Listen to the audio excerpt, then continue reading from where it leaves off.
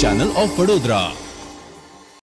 ડભોઈ તાલુકાના ફરતીકોઈ ગામ નજીક ટ્રકમાં આગ લાગતા નાસભાગના દ્રશ્યો સર્જાયા હતા। આ આગ શોર્ટ સર્કિટથી લાગી હોવાનું જાણવા મળ્યું હતું, ત્યારે માલિકનો આબાદ બચાવ થયો હતો।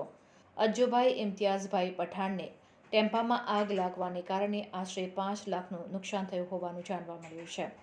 ત્યારે ડભોઈ નગરપાલિકાના ફાયર ફાઇટરને જાણ કરવામાં આવતા ફાયર ફાઇટર દ્વારા આગ પર કાબૂ મેળવવામાં આવ્યો હતો। આઈસર ટેમ્પો આગમાં બળીને ખાખ થઈ ગયો હતો, જેને લઈને મેઇન હાઈવે હોય ટ્રાફિક જામના દ્રશ્યો સર્જાયા હતા। આગને પગલે ડ્રાઈવર અને કંડક્ટરનો આબાદ બચાવ થતાં મોટી જાનહાનિ ટળી હતી। આપણી ગેરેજની આગળ ભરતી કોઈની આગળ યાર દર્શન હોટલની આગળ થોડું 108 પર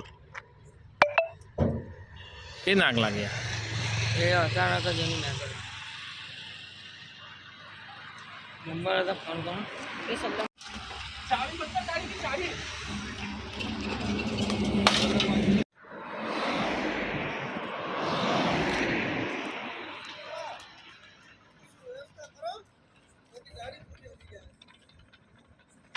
આવતા ઓળે જ લઈને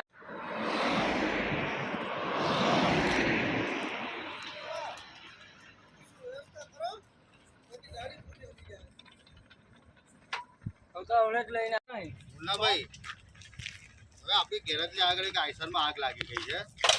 હા ના આપણી ગેરેજની આગળ ભરતી કોઈની આગળ યાર દર્શન હોટલની આગળ થોડું